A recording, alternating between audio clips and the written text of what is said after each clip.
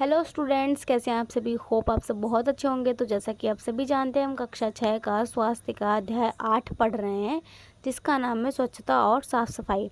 तो इस अध्याय का भाग 1 हम अपनी पिछली वीडियो में कवर कर चुके हैं। अगर आपने वीडियो नहीं देखी है तो एक बार जाकर देख सकते हो, जिसके अंदर हमने ये सभी चीज़ें बहुत अच्छी तरीके से डिस्कस करी है। ये सारा भाग हम अपनी पहले वीडियो में पढ़ चुके हैं। ठीक है, जो हानिकारक कीटाणु होते हैं वो किस किस तरीके के हो सकते हैं और वो किस किस तरीके से हमारे शरीर में प्रवेश कर सकते हैं, और अच्छे कीटाणु क्या होते हैं और वो हमारे शरीर में किस तरीके से हमारी सहायता करते हैं। ठीक है, संक्रामक बीमारियां क्या होती हैं और किन कारणों से फैलती हैं, और जो हानिकारक कीटाणु हैं वो क्या होते हैं और किन किन तरीक़ों से वो हमारे शरीर के अंदर प्रवेश कर जाते हैं। तो ये जब सब हम पहले वीडियो में पढ़ चुके हैं। क्योंकि अगर ये वीडियो अगर आपने नहीं देखी तो आपको आज की वीडियो समझ में नहीं आएगी, आज का लेक्चर समझ में नहीं आएगा। तो इसके लिए आपको ज़रूरी है कि आप पहले का वीडियो देख कर आओ। ठीक है, तो इसके पिछली वीडियो में हमने ये जाना था मेन कि जो हानिकारक कीटाणु हैं वो हमारे शरीर के अंदर कुछ 4-5 कारणों से प्रवेश कर जाते हैं, जैसे कि दूषित हवा से, दूषित भोजन से, दूषित पानी से, खुली हुई चोट से, या किसी संक्रमित चीज़ या किसी संक्रमित व्यक्ति के संपर्क में आने से। तो ये 5 कारण हो गए जिनसे हानिकारक कीटाणु हमारे अंदर प्रवेश कर जाते हैं।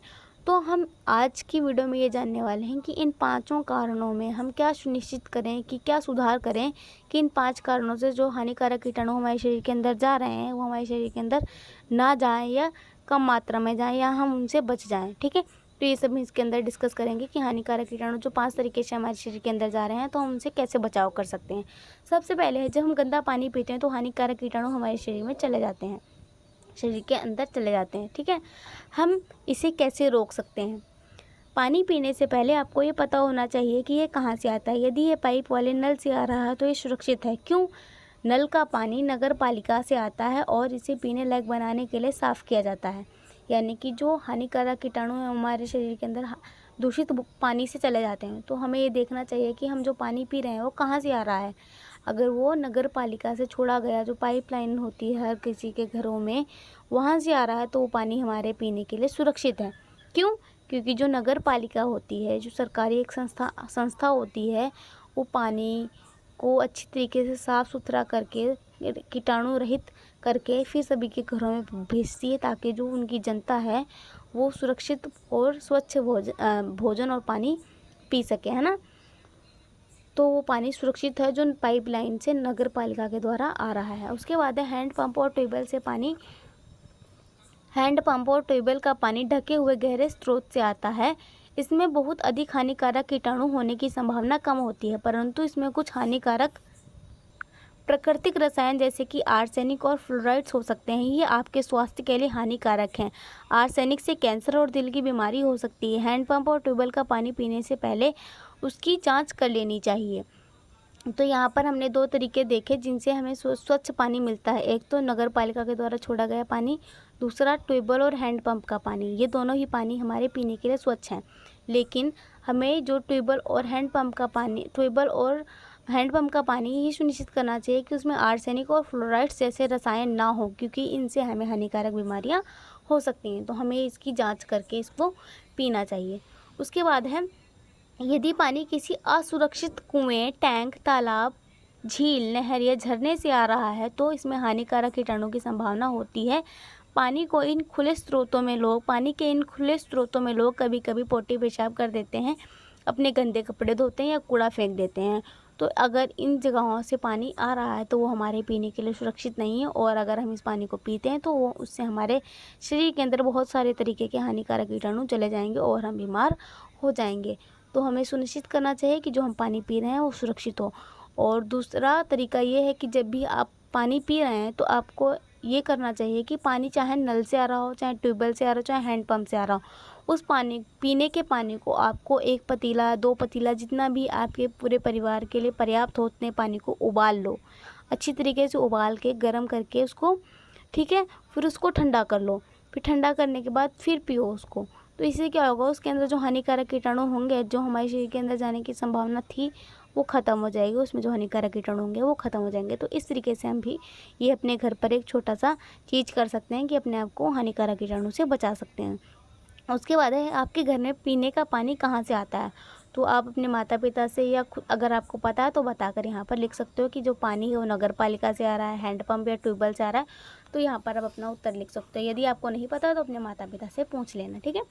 जब हम ऐसा खाना खाते हैं जिसमें या जिस पर कीटाणु हो तो हानिकारक कीटाणु हमारे शरीर के अंदर चले जाते हैं, है ना, यानी कि दूषित भोजन से हानिकारक कीटाणु हमारे शरीर के अंदर चले जाते हैं।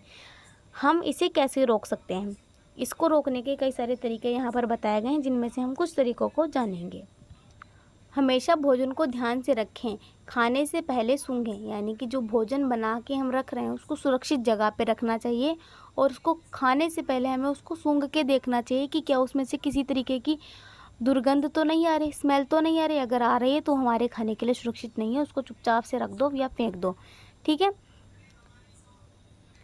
अगर वह बासी लगता है तो उसे नहीं खाएं, उसमें हानिकारक कीटाणु हो सकते हैं। दूसरा है खाना छूने से पहले हमेशा हाथ धोएं ताकि आपके हाथ से कीटाणु खाने में ना चले जाएं। यदि आप कच्चा खाना खा रहे हैं तो उस चीज़ को धोकर छीलकर खाना चाहिए हमको, है ना। उसके बाद है तेज़ आंच पर खाना पकाने से कीटाणु मर जाते हैं। दुकानदार से लेकर गर्म भोजन करना हमेशा ठंडा खाना खाने से बेहतर है, यानी कि हमें कोशिश करनी चाहिए कि हम गरम खाना खाएं, क्योंकि गरम खाना अगर हम खा रहे हैं तो उसमें किसी भी तरीके का हानिकारक कीटाणु होने की संभावना नहीं होती है ना। उसके बाद है भोजन को ठंडी जगह जैसे कि फ्रिज में रखें, इससे ये जल्दी ख़राब नहीं होता। यदि भोजन बाहर रखा तो उसे ढककर रखें ताकि उस पर कोई मक्खी मच्छर ना बैठे। इन मक्खी मच्छरों में हानिकारक कीटाणु हो सकते हैं जिन्हें वे खाने की चीज़ में छोड़ देते हैं। यदि आप किसी गली की रेहड़ी से खाने का सामान ले रहे हैं तो ये तय करें कि वह साफ़ सुथरा हो, अच्छा हो। वे खाना बनाते समय दस्ताने पहने, यानी कि ग्लव्स पहने हुए हों, और फिर वो खाना बना रहे हो तो हमें हाइजीनिक तरीके से बना हुआ भोजन करना चाहिए। और उसको इस तरीके से, अगर हम उसको बाहर रख रहे हैं तो हमको इस तरीके की जाली में ढक कर रखना चाहिए। और फ्रिज वगैरह में भी अगर आपके घर पे वो है तो आप उसमें भी रख सकते हो, ठीक है। उसके बाद है जब हम हानिकारक कीटाणु वाली हवा में सांस लेते हैं तो हानिकारक कीटाणु हमारे शरीर के अंदर चले जाते हैं। हम इसे कैसे रोक सकते हैं? जब आप बीमार हैं और खांसते हैं या छींकते हैं तो कीटाणु हवा में जाते हैं। आपके पास खड़ा कोई दूसरा इंसान इस हवा को सूंघ सकता है और बीमार पड़ सकता है। हमेशा अपनी आस्तीन, रुमाल या पेपर नैपकिन में ही खांसें या छींकें ताकि आपके कीटाणु दूसरों तक ना पहुँचें, ठीक है। तो इस तरीके से छींक करना या खांसी करना ये गलत तरीके हैं। और अगर आपके पास रुमाल है तो आप रुमाल का प्रयोग करें खांसते और छींकते समय। अगर आपके पास रुमाल नहीं है तो आप इस तरीके की कोहनी का जो ये ट्रायंगल वाला हिस्सा है ना, इसका उपयोग करके खांसी या छींक कर सकते हो ताकि आपके कीटाणु आप तक रहें, दूसरों में ना जाएं, हवा में ना फैलें और हवा से दूसरा इंसान अगर उस हवा में सांस ले रहा है तो उसके अंदर ना जाएं, ठीक है। यहाँ पे खांसने का सही तरीका, जब आपके पास रुमाल ना हो। अगर आपके पास रुमाल है तो कोशिश करो कि रुमाल का उपयोग करो, लेकिन अगर आपके पास नहीं है तो आप ये करके अपने कीटाणु को अपने आप तक रख सकते हो, ठीक है। यदि आपको लगता है कि आप ऐसी जगह हैं जहाँ हवा में हानिकारक कीटाणु हो सकते हैं तो मुंह पर मास्क पहने, ठीक है।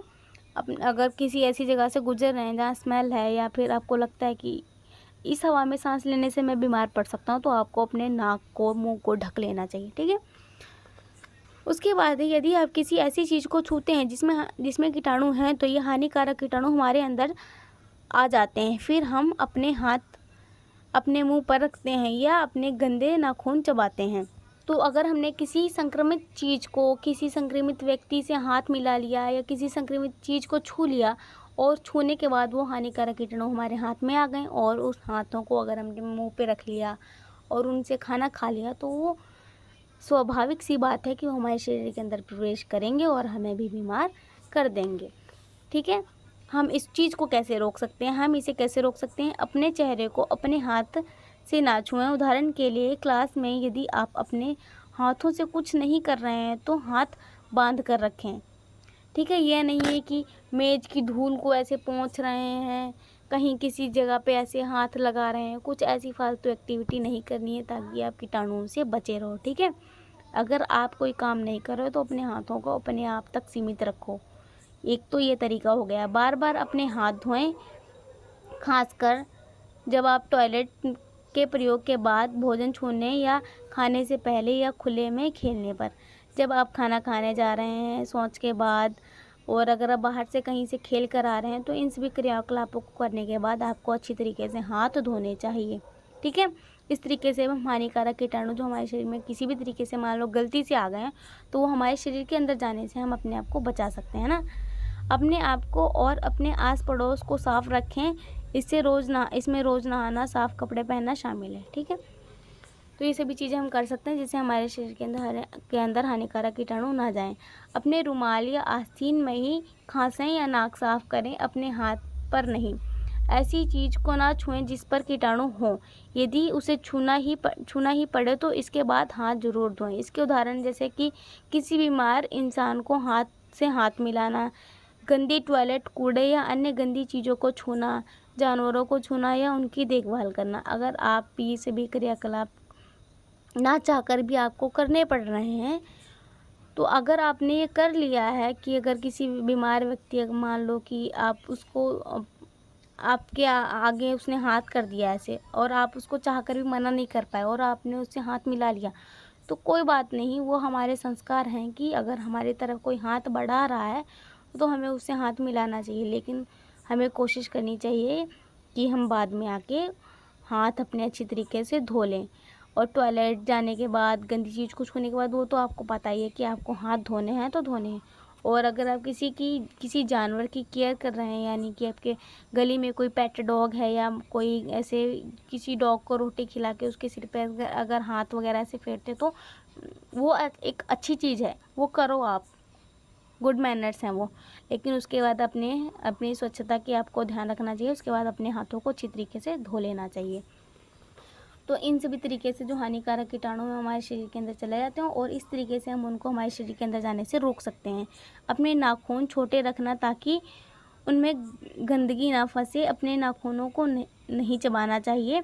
क्या अभी आपके नाखून लंबे हैं? अगर लंबे हैं तो उसको काट लेना, मेरे को भी नाखून काटने हैं। ठीक है, आप 3 ज़रूरी चीज़ें कर सकते हैं। अपने हाथ बार बार धोएं, अपना शरीर साफ़ सुथरा रखें, अपने आस पड़ोस को स्वच्छ रखें। इनमें आपका डेस्क, कमरा, आपका घर भी आता है। तो ये आज के लिए इतना ही। मिलते हैं नेक्स्ट वीडियो में। Thank you so much. Bye bye, Tata.